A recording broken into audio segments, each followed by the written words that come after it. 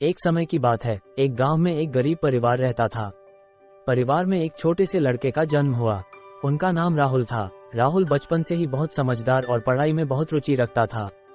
गरीबी के कारण राहुल को अच्छी शिक्षा प्राप्त करने में कई समस्याएं आती थीं। उनके पिता की कमाई बहुत कम थी और उन्हें पर्याप्त धन नहीं था कि वह राहुल को अच्छे स्कूल में भेज सकें। लेकिन राहुल के माता पिता ने कभी हार नहीं मानी और हमेशा उनके बच्चे की शिक्षा में निवेश करने का प्रयास किया। एक दिन गांव में एक बड़ा स्वर्णिम सम्मेलन आयोजित हुआ। सभी गांव वालों को इसमें हिस्सा लेने की अनुमति थी। लोग गांव के छोटे मोटे सोने चांदी के आभूषणों को खरीदने आए थे। राहुल भी अपने माता पिता के साथ सम्मेलन में गया।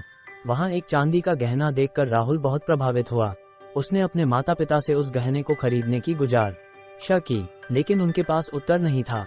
उनके पास सिर्फ थोड़े पैसे ही बचे थे और वह सोचने लगा कि इतने कम पैसों से उस गहने को खरीदना असंभव है। दिल टूट गया, लेकिन राहुल निराश नहीं हुआ।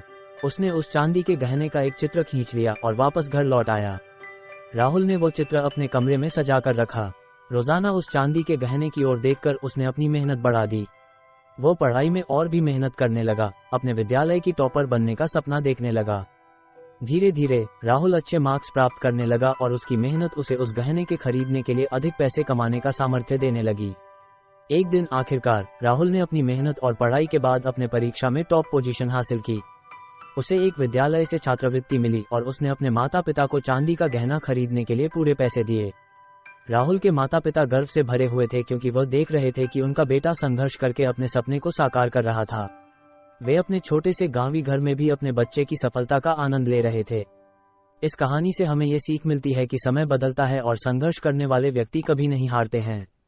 यदि हम किसी भी मुश्किल स्थिति में आगे बढ़ने की संकल्पित हों और मेहनत करें, तो हम सफलता को प्राप्त कर सकते हैं।